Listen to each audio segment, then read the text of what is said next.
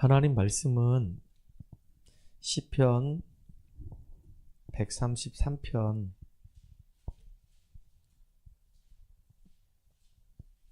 1절에서부터 3절까지 같이 우리가 합독하겠습니다. 시편 133편 1절에서 3절까지 같이 합독합니다. 보라, 형제가 연합하여 동거함이 어찌 그리 선하고 아름다운고, 머리에 있는 보배로운 기름이 수염 곧 아론의 수염에 흘러서 그의 옷깃까지 내림 같고, 헐몬의 이슬이 시온의 산들에 내림 같도다. 거기서 여호와께서 복을 명령하셨나니 곧 영생이로다. 아멘. 또 한 군데 더 보겠습니다. 히브리서 11장 6절입니다. 히브리서 11장 6절 한 절만 더 보겠습니다.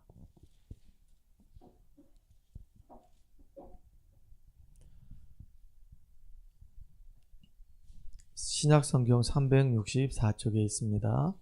히브리서 11장 6절입니다. 믿음이 없이는 하나님을 기쁘시게 하지 못하나니 하나님께 나아가는 자는 반드시 그가 계신 것과 또한 그가 자기를 찾는 자들에게 상 주시는 이심을 믿어야 할지니라. 아멘. 오늘 우리 금요기도의 시간에는요, 예배 자격의 회복이라고 하는 제목으로 같이 말씀을 나누도록 하겠습니다. 올해 2026년도 이제 들어오면서 우리가 지금 레위기를 쭉 보고 있단 말이에요. 레위기는 광야길 가는 이스라엘 백성들이 그 광야 여정에서 승리할 수 있도록 하나님이 성막을 통해서 예배를 드리라고 예배 제도를 우리에게 허락하신 겁니다. 그리고 예배가 너무 중요하기 때문에 금요기도회 때는 몇 주 동안 제가 예배에 관련된 부분들에 대해서 하나씩 이렇게 이야기할 거라고 말씀드렸고, 지금 이제 예배에 대해서 하나씩 지금 짚어가고 있습니다. 우리가 처음에 이제 예배에 대해서 얘기할 때 이런 말씀을 드렸죠. 우리 인간이 할 수 있는 행위 중에서 가장 아름다운 행위가 바로 뭐냐면 하나님께 예배드리는 겁니다. 예배드리는 것만큼 정말로 아름다운 게 없어요.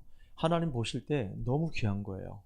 그래서 우리가 제일 먼저 기억을 해야 될 게 뭐냐면, 예배를 드리는 데 있어서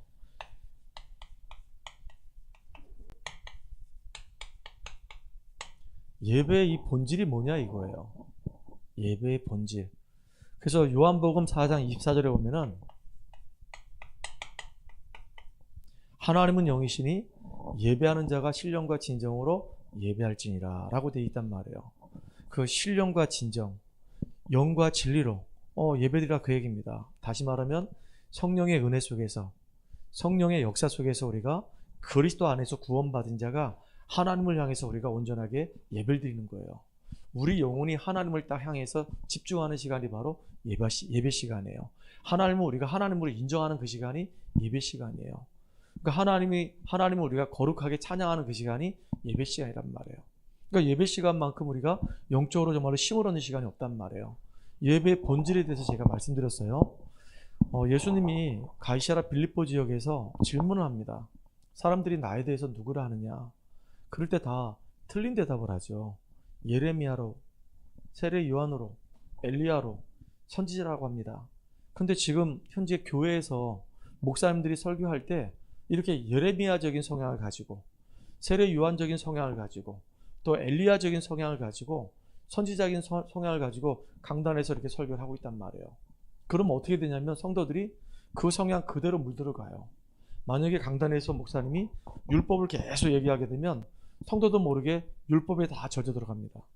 강단에서 목사님이 신비를 계속 강조하면요, 성도들도 신비로 자꾸 돌아가요. 진짜 참 안타까운 게, 우리 다락방 안에서 이렇게 말씀 듣고 은혜 받고 복음만에 들어왔다가 이탈된 목회자가 있단 말이에요.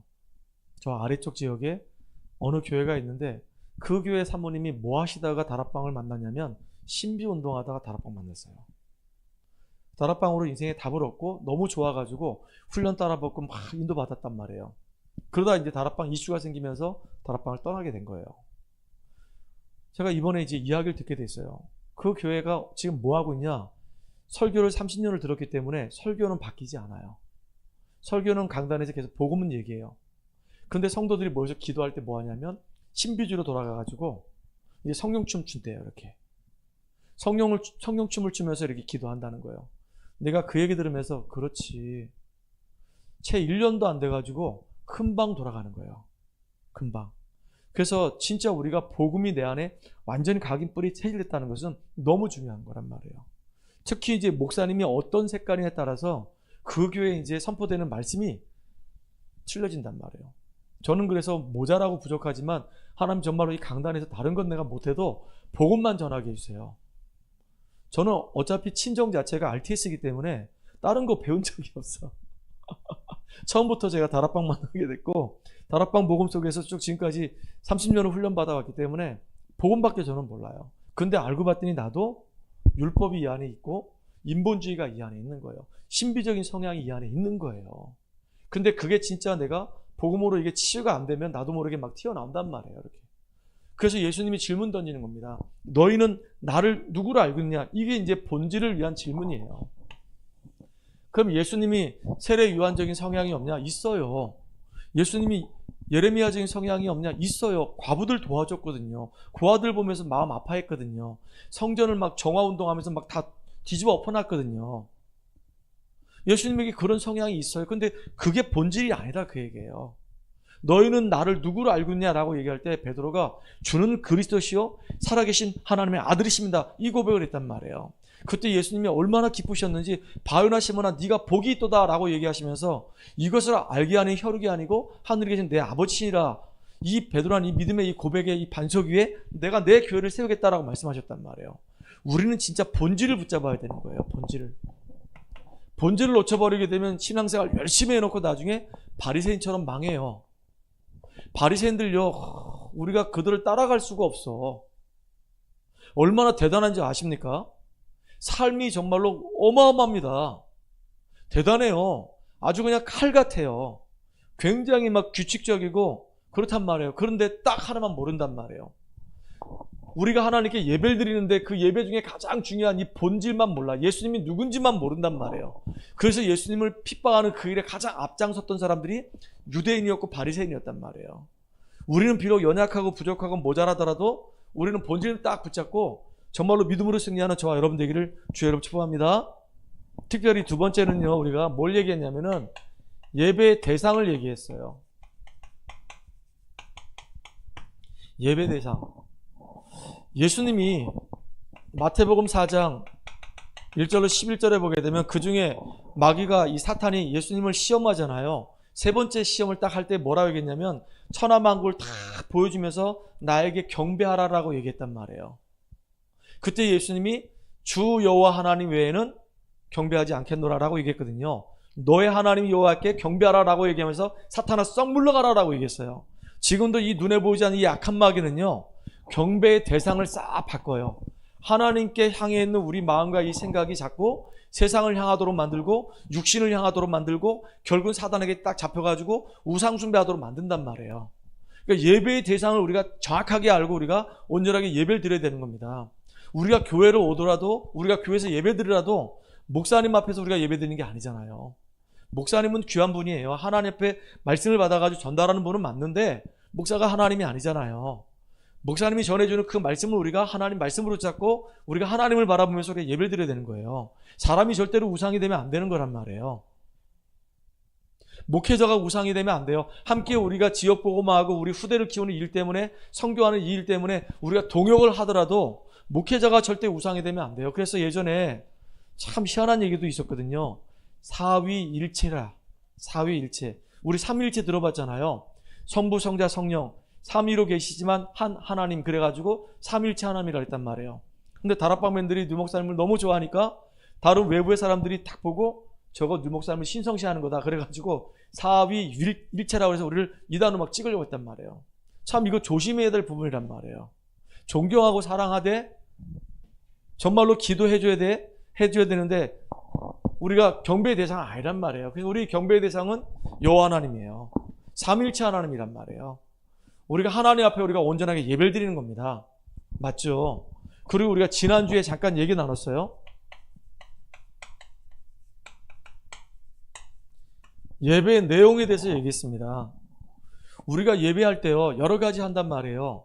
예배 드리기 전에 우리가 오늘도 하나님 앞에 진실한 마음으로 찬양을 했어요. 몇 사람 안 됐지만요, 여기 피아노 반주자도 없고 악기팀도 없고 아무것도 없지만 우리가 그냥 그 아카펠로로 그냥 찬양 불렀단 말이에요. 6곡 7곡은 불렀던 것 같아요. 근데 저는 찬양 부를 때 가사를 생각하면서 불렀기 때문에 너무 감사해요. 그리고 우리가 예배 드릴 때 예배 드리기 전에 또 기도하잖아요. 또 예배 시간에 우리가 하나님 말씀을 듣잖아요. 그렇잖아요. 말씀에 우리가 은혜 받고 또 감사한 마음으로 하나님께 헌금도 한단 말이에요. 그리고 우리 교회 안에서는 봉사도 한단 말이에요. 차량 봉사도 하고 성가대 봉사도 하고 주일학교 교사 봉사도 하고 심지어는 식당 봉사도 하고 다양한 봉사들을 이렇게 한단 말이에요. 이런 모든 것들이 교회 안에서 지금 이루어지고 있는 중요한 내용들인데, 그 중에 가장 중요한 게 바로 뭐냐면 메시지란 말이에요. 예배의 형태는 여러 가지가 있는데 그 중에 가장 중요한 게 바로 뭐냐면 메시지예요. 메시지. 말씀이란 말이에요. 열심히 봉사했는데 말씀 놓쳤다. 열심히 내가 차량 운행하고 열심히 성가됐는데 말씀 놓쳤다. 그럼 사실은요, 다 놓친 거와 똑같은 거예요. 그래서 정말로 우리가 예배 시간에 말씀을 정말로 사모하는 마음으로 말씀을 하나님이 내게 주시는 말씀으로 잡고 승리하는 저와 여러분 되기를 주의 이름으로 축복합니다. 왜 이렇게 예배를 강조하냐? 이 예배 시간에 하나님이 우리에게 주시는 7가지 힘이 있어요. 이 7가지 힘을 우리가 얻어야 되기 때문에 예배가 그만큼 중요한 겁니다. 자, 이제 본론으로 들어갈게요. 우리 지난주에 잠깐 말씀 나눴는데요, 예배의 내용 중에서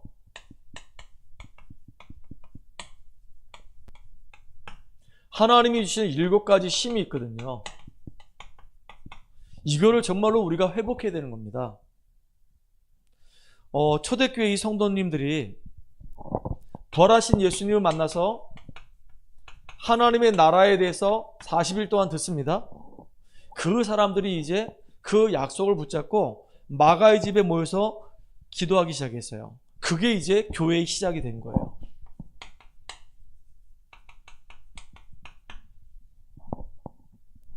마가다락방 교회가 시작된 거예요. 초대교회가 시작된 거란 말이에요. 예수님이 3년 동안 공생에 함께 하시면서 이제 말씀대로 죽으시고 부활하셔가지고 제자들을 불러서 감람산에서 40일 동안 이제 하나님 나라 일에 대해서 쭉 설명하시고 난 다음에 그러면서 중요한 얘기 하셨거든요. 138을 말씀하셨거든요. 오직 성령이 너에게 임하시면 너희가 권능을 받고 땅끝까지 이르러서 내 증인 될 것이다. 그래서 성령이 예루살렘을 떠나지 말고 내가 있어 들은 바 아버지께서 약속하신 걸 기다리라고 얘기하시면서 이 사람들이 뭐 했냐면 마가의 집에 모여서 본격적으로 그 말씀이 이루어지기를 간절히 기도했단 말이에요. 그런데 너무 놀라운 일이 벌어진 거예요. 어떤 일이 벌어졌냐? 사도행전 2장에 47가지 응답이 딱 임한 거예요. 그날이 어떤 날이었냐? 오순절 날이 딱 임하게 되는 거예요. 하나님이 딱 정확하게 예비된 시간표 속에 딱 들어오는 거예요. 그 날입니다. 그날 곧 오순절날, 우리로 얘기하면 오늘이에요. 오늘 이 금요 기도회 때 하나님이 너무 귀하고 소중한 우리 성도들을 불러주시고 같이 말씀을 듣게 하셨단 말이에요. 이 날이 진짜 중요한 거예요. 참 놀라운 일이잖아요. 이날 어떤 일이 벌어졌냐? 이 오순절날 절기를 지키려고 15개 나라 사람들이 모여들기 시작하는 겁니다. 하나님이 이렇게 전도의 문을 열어놓고 하나님이 이를 진행해 가시는 거예요. 그리고 그 현장에서 성령 충만 받았던 이 베드로가 하나님의 이 복음의 말씀을 선포합니다.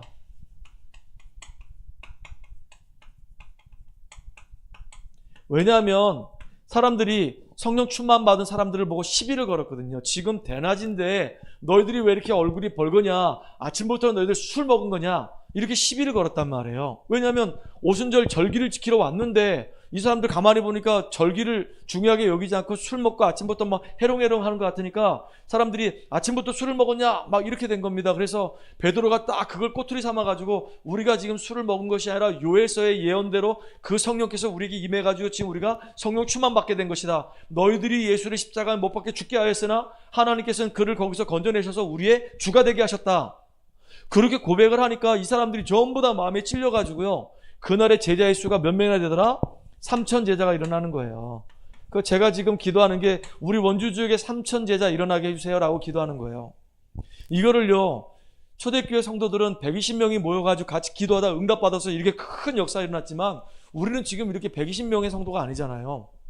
제가 지난번도 말씀드렸지만 토요일날 그냥 우리가 행성에 가서 민지하고 태근이 만나서 그냥 다락방 한 겁니다. 토요일날 2시 반에 만나자. 토요일날 2시 반은 하나님이 딱 우리에게 주신 시간이에요. 거기서 우리가 말씀 전하고 같이 은혜를 받았단 말이에요. 그러고 나서 우리가 이제 말씀 들었으니까 뭐 하지? 하고 이제 전도지들과 한번 현장 가보자 했는데 그날 예비된 사람이 딱 있었던 거예요. 김현실이라고 하는 집사님이 딱 예비된 거예요. 그분 만나가지고 가서 당신 진짜 구원받은 하나님 자녀 맞습니까? 확신이 있습니까? 라고 물어봤더니 확신 없습니다. 어떻게 확신이 있을 수 있습니까? 그 주여 주여 하는 자마다 다 천국에 가는 것이 아니고 이 얘기를 하시는 거예요. 그래서 성경에는 분명히 우리에게 확신 가져라고 얘기하고 있다. 예수를 그리스도로 믿는다고 한다면, 그리고 그 예수 이름 때문에 내가 정말로 구원받고 하나님 자녀가 됐다고 한다면 내 인격과 내 수준과 내 삶의 형태에 상관없이 구원의 확신을 가져라. 그래가지고 딱 얘기했더니 그분이 은혜가 임했나 봐요. 근데 놀랍게 그때부터 계속 말씀이 선포되는 그 시간을 계속 오셔요. 벌써 지금 몇 주 토요일날 2시 반에 계속 만났단 말이에요.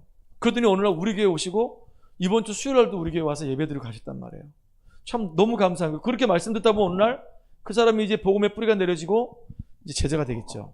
이게 간단하지만 단순하지만 하나님이 이렇게 우리에게도 사도행전 2장의 응답들을 우리에게 그대로 지금도 재현하고 계신단 말이에요. 그 속에 지금 우리가 있는 거예요. 같이 우리가 기도하면서 같이 응답받잖아요. 나는 너무너무 여러분들이 귀해요. 왜냐하면 제가 잘난 게 눈꼽만치도 없거든요. 저는 여러분들의 기도가 없으면요 진짜 아무것도 할 수 없는 연약한 존재거든요. 우리 성도들이 저를 위해서 기도하기 때문에 제가 힘있게 현장 가서 이렇게 돌아다니면서 복음 전하고 있단 말이에요. 이렇게. 그것도요 힘이 없으면 못하는 거예요. 제 인격 가지고는요 못 돌아다녀요.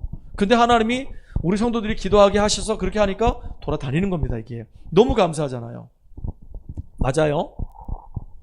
그러니까 이 사람들이 나중에는 어떻게 됐냐, 너무 은혜가 임하다 보니까 자기 재산을 다 팔아가지고 하나님께 내놓고 그걸 가지고 서로 나눠서 복음 전도하는 그 일에 쓴단 말이에요. 그걸 보고 헌금이라고 얘기합니다. 이렇게 하나님 앞에 헌신하는 일이 벌어지는 거예요. 그거로 끝나지 않았잖아요. 놀라운 일이 또 벌어지는 겁니다. 어떤 일이 벌어지냐면요, 하나님께서 이들을 통해서 이제 선교의 문을 열어주시는 거예요. 이거는 이제 사도행전 11장 19절로 30절이죠. 스데반의 일로 인해서 흩어진 무리들이 이제 막 안디옥에 모여가지고 뭐 했냐?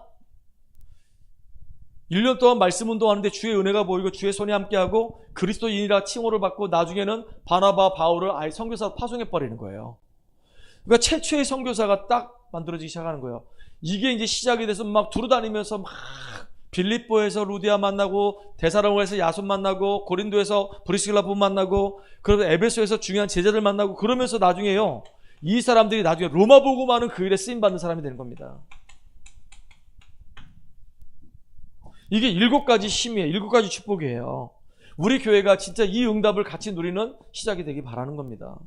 여러분들이 정말로 마음 담고 헌금하는 그것 때문에 우리가 마음껏 전도 선교를 하고 있고, 그 다음에 지금 우리는 많이는 못하지만은 우리가 지금 모스크바 선교사님을 위해서, 멕시코 선교사님을 위해서 우리가 후원하고 있고, 저기 필리핀의 김현 선교사님은 우리가 기도로만 후원하고 있고, 캄보디아 김세존 선교사님도 기도로만 후원하고 있고, 1년에 한 번씩 우리가 거기 대학 선교 캠프 가가지고 우리가 캠프를 지원해주고 있단 말이에요.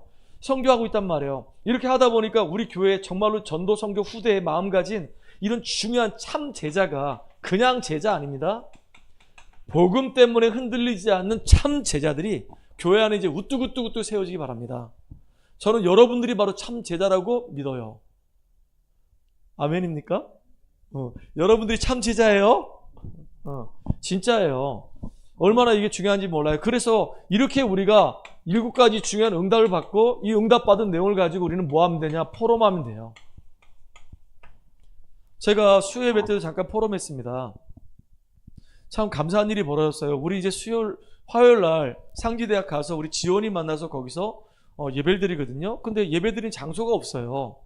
그래가지고 때로는 이제 그 학술정보원 그 세미나실을 혹시 딱 가서 사람들이 없으면 얼른 자리 차지해서 같이 예배드려 나오고, 학술정보원에 사람들이 세미나실에 다 있으면 우리가 3층으로 올라가서 도서관에서 우리가 휴게실로 가서 예배를 드린단 말이에요. 근데 몇 주 전에 그 휴게실로 갔는데 거기 왜 아주머니 한 분이 있는 거예요. 포스가 딱 있는. 그래서 직원인가? 혹시 교수님인가? 아니 근데 도서관에 왜 계시지? 그런데 그냥 우리가 몇 주 전에 이제 앉아가지고 우리 이제 막 예배를 드렸단 말이에요. 근데 결국은 예배를 한 중간쯤에 했는데 한 40분 정도 설교를 한다, 예배를 드린다면 한 20분 되니까 그분이 나가버리더라고요. 근데 이번 주에는 안 나오고 끝까지 버티는 거예요. 끝까지. 그래서 이제 지원아 네가 나한테 구원의 길 해라. 나도 이제 지원아 너한테 구원의 길 하지. 구원의 길 2번 하고 계속 그 사람을 염두에 두고 계속 복음을 전한 거예요. 그 얘기를 나눴더니 전직 교수님이요. 어쩐지 이상하게 포스가 남다릅니다 했더니 씩 웃더라고요. 교회 다니십니까? 했더니 교회를 안 다니고 자기가 그동안 이제 만났던 제자를 잠깐 만나고 싶어서 거기 왔다는 거예요. 그래서 내가 전도지 이제 하나 드렸죠. 그랬더니 저는 못 봤는데 우리 지원이가 나오면서 되게 필껏 쳐다봤나 봐. 그래서 딱 뜯어가지고 전도지 읽더래요. 그래서 야, 하나님이 또 이 사람을 또 예배 놓으셨구나. 지원이하고 운동하는데 희한하게 서울에서 목사님한테 전화가 온 거예요. 현빈이라고 있는데 현빈이요? 현빈이라고 했는데 그 친구가 있다는 거예요. 처음 만나고 차 한잔 사줬는데 2주를 못 만났어요. 아, 얘 사이가 끊어지는구나. 얘 처음 만났을 때 얘가 참 괜찮았는데 왜 무슨 행사가 있다고 그러고 뭐 다른 모임이 있다고 그러고 자꾸 나를 안 만날까, 얘 또 잠수 타는구나, 그냥 그러고 말았거든요. 그래서 이제 화요일날 수요일날 만나기로 했으니까 한번 마지막이다, 기도하는 마음으로 한번 만날 수 있는지 한번 의사타진 한번 해봐야 되겠다고 문자를 띡 날린 거예요. 현빈아, 내일은 너 꼭 만났으면 좋겠다. 이렇게 한마디만 딱 했어요. 그냥. 그랬더니 목사님 내일 저 만날 수 있어요. 이렇게 된 거예요. 그래서 지금 지난주 만났고 이번 주 만났잖아요. 참, 그래서 계속 복음을 쭉 전해주는데 얘가 말씀을 잘 들어요. 그래서 저는 감사한 거예요. 그러니까 이런 내용들을 하나님이 정말로 내게 주신 그 말씀을 가지고 현장에서 만나진 사람들을 대상으로 해서 계속 얘기하는 겁니다. 그래서 우리 개인이 정말로 힘을 얻는 게 너무 중요하고요. 우리 교회 안에서 우리 성도들과 함께 이렇게 포럼하는 시간이 너무 중요하고요. 이 내용이 우리 현장으로 전달돼서 현장에 있는 사람들한테도 이게 전달되고 살아나도록 하는 것은 너무 중요한 겁니다. 그래서 우리는 사모늘이 있어야 되는 거예요. 오늘의 말씀이 있어야 되는 거예요. 그리고 오늘의 기도가 있어야 되는 거예요. 오늘의 전도의 내용이 있어야 되는 겁니다. 그건 저는 모자라지만 하나님이 저를 인도하신 부분에 대해서 이렇게 증거하는 거예요. 제 자랑하는 게 아니라 간증하는 겁니다. 참 중요하죠. 그래서 분명히 우리가 예배드릴 때 이런 일들이 벌어지고 있단 말이에요. 지금 이 축복들을 우리가 함께 나누고 누리기를 간절히 축복합니다. 그래서 오늘은요, 예배 자격의 회복입니다. 그러면 예배 자격자가 누굴까요? 아무나 예배드리지 않잖아요. 더군다나 불신자들은 절대 예배드리는 법이 없어요. 예배 그러면요, 경기를 일으킵니다. 그래서 진짜 온전하게 예배드릴 수 있는 사람은 누구냐? 구원받은 자예요. 신분이 하나님의 자녀가 된 사람만 온전하게 예배드릴 수 있습니다. 성경에 보면은 분명히 하나님이 말씀하셨어요. 뭐라 말씀하셨냐? 누가 구원받았냐? 저와 여러분이 구원받았잖아요. 언제 구원받았냐? 에베소 1장 3절에 10절에 보니까 창세전에 하나님께서 저와 여러분을 구원 주시로 작정하신 겁니다. 어머니 모태 속에 있을 때, 복중에 있을 때 하나님이 저와 여러분을 구원하시기로 작정한 겁니다. 영세전에 하나님은 저와 여러분을 구원하시기로 작정하신 거란 말이에요. 이미 하나님이 저와 여러분을 예배자로 선택하신 거예요. 이게 얼마나 소중한 겁니까? 그래서 우리가 태어나기도 전에, 우리가 아직 죄인 되었을 때 그리스도께서 십자가에 죽으심으로 하나님께서 자기 사랑을 확증하셨다 그랬어요. 우리가 아무것도 모르고 천지분간 못하고 있을 때 하나님이 그리스도 십자가에 죽게 하심으로 인해서, 그래서 우리를 그리스도 안에서 구원해 주셨단 말이에요. 이렇게 구원의 은혜가 있는 이 사람이 하나님께 온전하게 예배드릴 수 있는 겁니다. 특별히 이렇게 구원받은 사람을 하나님은 불꽃 같은 눈동자로 지켜보시기 때문에 그 어떤 것으로도 하나님 사랑에서 우리를 끊을 수 없다고 그랬어요. 하나님의 사랑을 누가 끊습니까? 구원받은 자는요, 절대 망하지 않아요. 그 영혼은 당연히 천국 가게 돼 있단 말이에요. 만약에 구원받은 자가 구원의 축복을 못 받고 진짜로 복음에 각인 안 되고 자꾸 쓸데없는 짓 하게 되면 그 육신은 결국은 사단에게 잡혀서 끌려다니면서 이제 망하지만은 영혼은 하나님 나라로 가게 돼 있단 말이에요. 그래서 구원받은 자가 하나님께 온전하게 예배드릴 수 있다. 아무나 예배드릴 수 있는 게 아닙니다. 구원받은 자만 예배드릴 수 있고요. 진짜 하나님이 정말로 기뻐하시는 자는 올바른 신앙 고백하는 자.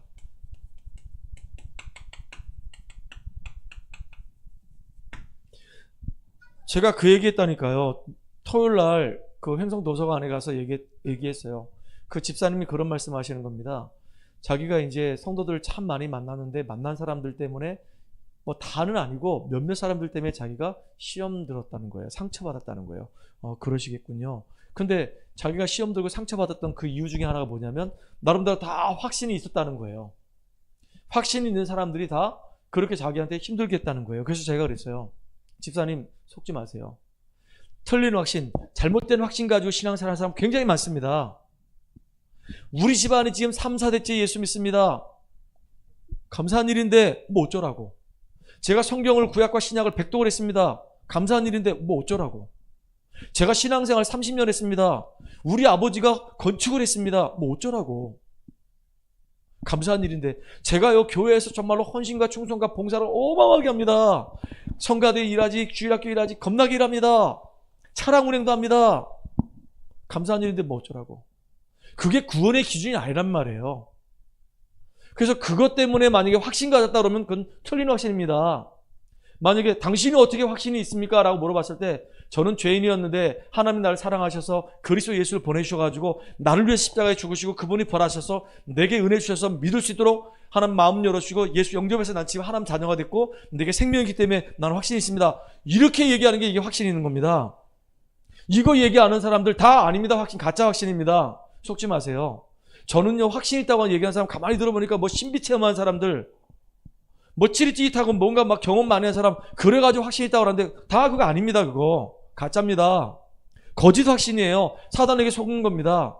그랬더니 이분이 이제 맞아요. 제가 복음을 선명하게 잘 몰랐네요. 목사님 이 구원의 길 계속해 주세요. 이렇게 됐어요 지금. 그래서 생명노트 수요일날 받아갔다니까요. 감사하다 그러면서 진짜 구원에 참된 확신 없이 다른 것을 통해서 확신 가지고 자기가 정말로 구원 받았다라고 확신하는 사람들이 너무 많아요. 제가 속초했을 때 우리 초등부 교사들한테 강조했던 것 중에 하나가 뭐냐면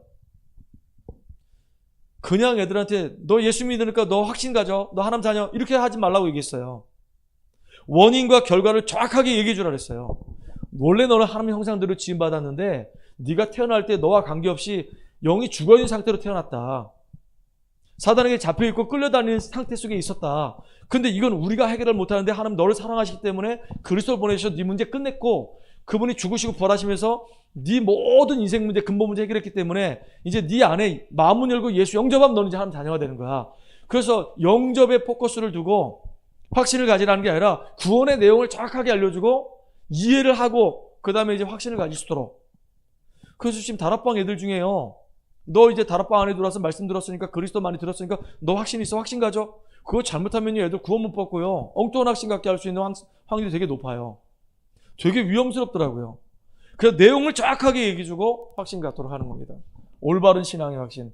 마태복음 16장 13절 20절. 주는 그리스도시요 살아계신 하나님의 아들이십니다. 이 올바른 이 고백을 하는 사람이 정말로 올바르게 우리가 예배를 드리고 예배의 축복을 누릴 수 있는 겁니다. 그리고 진짜 어떤 사람이 우리가 예배자냐? 믿음이 있는 사람이에요.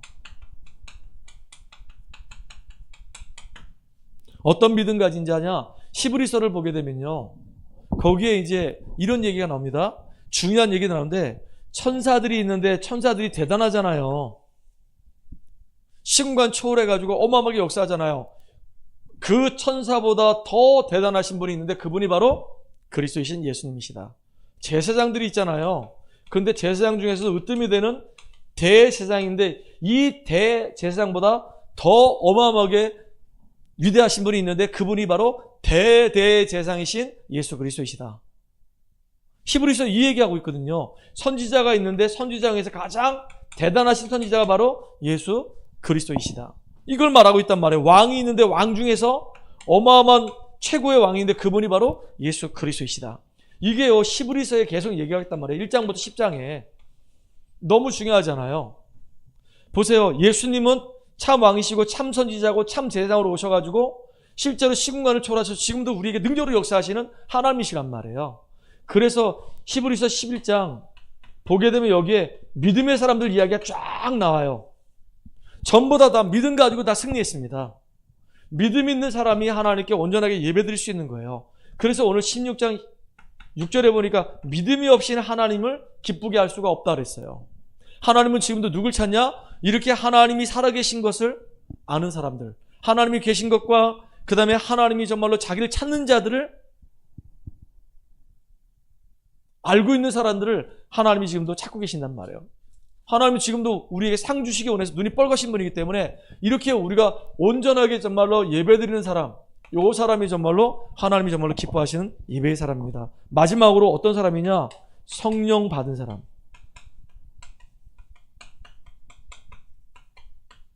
성령의 충만한 이 은혜 받은 사람. 이 사람이 하나님 앞에 온전하게 예배드릴 수 있어요. 그래서 요한복음 4장 24절에 하나님은 영이시니 예배하는 자가 신령과 진정으로 예배드릴지다. 성령의 그 역사 속에서 우리가 예배드리는 겁니다. 또 고린도전서 3장 16절에 보니까 너희가 하나님의 성전인 것과 하나님의 성령이 너희 안에 거하신 걸 알지 못하느냐 그랬고, 또 고린도전서 12장 3절에 보니까 성령이 아니고는 예수를 주라고 시인할 수 없다라고 얘기했어요. 참 너무 놀랍죠. 또 사도행전 1장 8절에 보니까 오직 성령이 너에게 임하시면 너희가 권능을 받고 땅까지 이르러서 내 증인되리라 그랬거든요. 그러니까 진짜로 구원받은 사람, 다시 말하면 하나님의 생명이 임한 사람, 그리고 진짜로 예수가 그리스도이심을, 그리고 그리스도가 날마다 내게 필요하다고 그리스도의 은혜를 사모하는 사람, 그 사람이 정말로 예배드릴 사람이에요. 그리고 하나님 우리에게 분명한 약속을 주셨고 그 약속이 이루어지기를 믿음으로 고백하는 그 사람이, 그리고 성령의 능력이 아니고는 이 일을 이룰 수 없다고 고백하는 그 사람이 예배드릴 수 있는 자가 되는 거예요. 그렇잖아요. 우리는 구원받았죠. 이제 우리가 신앙의 뿌리가 이 고백을 통해서 내려졌죠. 우리를 통해서 하나님이 세계복음화, 이 지역복음화 하신다 그랬죠. 그 믿음이 우리에게 있어야 되는 거예요. 근데 우리 힘으로 하는 게 아니라 성령의 능력 안에서 우리가 이 일을 진행해 가는 겁니다. 이런 것이 세팅된 사람만이 예배를 제대로 드릴 수 있는 거예요. 근데 그냥 와서 그냥 앉아있다 그냥 가는 사람들이 되게 많아요. 옛날에 저도 그랬었어요. 잘 몰랐으니까. 여러분은 제발 그러지 않기를 주의 이름으로 축복합니다. 자, 그래서 하나님은 이 예배를 통해서 우리가 뭘 회복하기 원하냐? 감사, 회복하길 원해요. 누구에게 우리가 감사를 해야 되냐? 하나님께. 사도 바울은 그 연례 서신에 보니까 항상 내가 하나님께 감사함은 늘 감사를 고백했어요.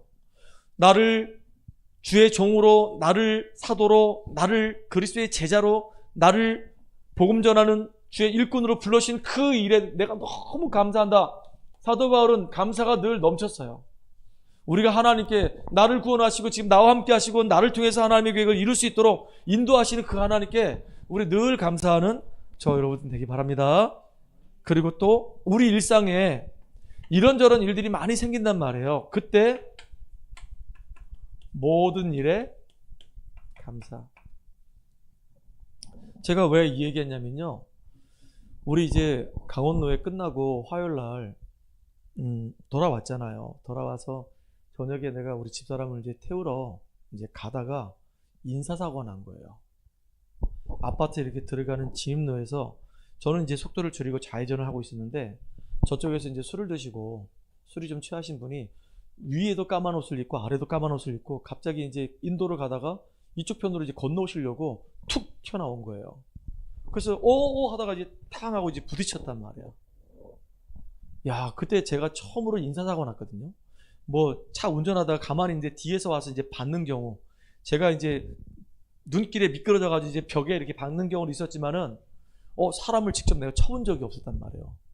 이번에 사람을 제가 운전하는데 진짜 내 앞에서 탁 쳤단 말이에요. 하늘이 막 노래지는 거예요. 아찔해지는 거예요, 막. 그래가지고 차 세워놓고 얼른 나갔더니 그 아저씨가 술이 이만큼 채가지고 막 입에서 막 욕을 해가면서 막 운전을 그따위로 막 한다 그러면서 막 사람을 못 본다고 하면서 막 욕을 하는데 욕이 한마디도 안 들려. 일단 이 아저씨 빨리 병원에 모시고 와야 되겠다 이 생각밖에 안 들어. 괜찮냐고 물어보고 어디 아픈 데 없냐 그러고 일어날 수 있냐 물어보고 그랬더니 이러면서 욕을 그분을 내가 이제 모시고 이제 혹시 이제 병원을 아시는 데 있냐, 잘 다니시는 데가 있냐 했더니 원주 의료원이래요. 그 원주 의료원 응급실 갔잖아요. 응급실 가는 동안에 이제 그 저기 관설동에서 응급실까지 가는데 10분 정도 걸렸거든요. 10분도 안 걸렸지. 아무튼 가는데 가서 이제 너무 죄송하다고, 치료를 잘 받으시라고. 제가 바로 저기 막 대인 처리해가지고 치료받는데 부족하면 또 해드리겠다고, 너무 미안하다고. 나중에 보니까 62년생이야. 근데 62년생인데 제가 어르신 계속 그랬거든요. 그러니까 나중에는 막 투덜거리다가 나중에는 고개를 딱 숙이고 괜찮아요. 이러시는 거예요. 그래서 안도가 나는 거 있죠. 진짜 이 상황 속에 조금만 더 속도 냈으면 이 아저씨 절로 날아갔거든요. 저쪽으로. 근데 이제 그 코너링 하는 가운데 이제 코너링 할 때 속도를 확 줄이잖아요. 줄였길 망정이지. 줄여가지고 이제 속도가 딱 줄어드니까 이제 하필이면 이제 까만 옷이래 가지고 앞에 이렇게 이 불빛이 있다가 불빛을 쭉 보다가 좌회전 딱 하는데 갑자기 여기에 딱 어두운 거예요. 그러니까 이게 불빛 보다가 딱 어두운 데 보니까 안 보여. 시야가 확 가려져요. 그러니까 툭 튀어나오는데 안 보이지. 그때요, 처음에 잠이 안 오더라니까요. 막 그 아저씨 앉아가지고 휠체어 앉아서 막 손을 떠는데 나도 막 속이 막 떨리는 거예요. 아프면 어떡하냐, 이 사람이. 이게 뇌에 문제가 온 거 아닌가. 손을 막 떠니까 옆에 있는 간호사가 손을 왜 떠신대요? 나도 몰라. 근데 떨려. 이러면서 나 죽는 거 아니야. 나 이러면 나 감옥 가야 되는데 이거 어떻게 하면 좋아. 야, 오만 생각 다 드는 거 있잖아요. 진짜 기도되네. 저는 그 운전 진짜 안전운행 하는데도 그랬단 말이에요. 그래서 그분한테 너무 미안해가지고, 근데 나중에 잘 처리가 됐다고. 그 다음날 이제 그 제 보험 설계사한테 전화해가지고 그날도 이제 전화해가지고 인사사고 났다, 어떻게 하면 좋겠냐 했더니 목사님 이렇게 처리하세요 해서 이제 처리 다 하고, 그 다음날 이제 그분 이제 어떻게 됐냐, 그 속초 의료원 원주 의료원 갔더니 원주 의료원에서 퇴짜를 놓은 거예요. 이 사람 이제 많이 술이 취한 데다가 많이 안 다친 것 같은데 우리는 받아줄 수 없다 그래서 이제 또 기독병원 응급실로 갔잖아요. 나중에 이제 거기다 이제 모셔 들어놓고 간호사가 이제 그 운전하신 분이죠. 가셔도 돼요. 보험 처리하셨죠? 그만 보상팀에서 알아서 다 할 겁니다. 가시면 됩니다. 진짜 가도 돼요? 가셔도 돼요. 왔다니까요. 왔는데 떨리는 마음이 있잖아, 이게. 밤사이 또 어떤 일이 있을지 아무도 모르는데. 그 다음날 이제 그 설계사한테 전화가 온 거예요. 보험 설계사한테서. 목사님, 그분 그 기독병원에서도 입원 수속이 안 돼가지고요. 개인병원 정병원으로 가셨습니다. 그리고 많이 안 다치신 것 같아요. 걱정하지 마세요. 이러는 거 있죠. 그때 내가 감사합니다. 야, 나 진짜 처음으로 사람을 쳐봤다니까요. 진짜 제가 고라니를 한번 쳐봤어요. 고라니. 속초에 있을 때 고라니 쳐봤는데 사람을 쳐본 게 처음이었어요. 얼마나 미안하고 얼마나 막 진땀이 나고요. 긴장이 되고 밥도 안 넘어가고 그 다음날 새벽기도 못했다니까요. 떨려가지고. 잘 못 자가지고. 그러니까 제가 그렇게 약한 사람이에요. 우리 집사람이 나한테 하는 말이 염려하지 마. 강단에서 염려하지 말라 그랬잖아. 믿어 하나님을. 나한테. 그래가지고 내가 알겠어 그랬다니까요. 참나. 아이고 주여. 그래서 진짜 우리가 구원받은 그 은혜에 하나님께 감사하고 나에게 일어나는 모든 일 속에 감사하고, 참 그때 제가 그런 생각이 안 나는 거예요. 그분한테 그 상황 속에서 복음 전한다는 게 참 쉽지 않잖아요, 그죠? 복음 전에 있다 이게 머릿속에 있는데 안 나가, 입에서 안 나가. 내가 잘못을 해놓으니까 복음이 안 나가. 아무튼 그랬어요. 그래서 잘 해결됐다고 하니까 참 감사해요. 그래서 우리가 또 감사할 일이 많잖아요. 우리 모든 예배에 감사해야 돼요. 모든 예배. 시편 100편에 보게 되면 이 기자가 얘기해요. 예배 드릴 때 어떤 마음으로 예배 들어가냐? 궁정에 들어가는 마음으로 예배 드린다 그래요. 얼마나 이게 감사한 겁니까?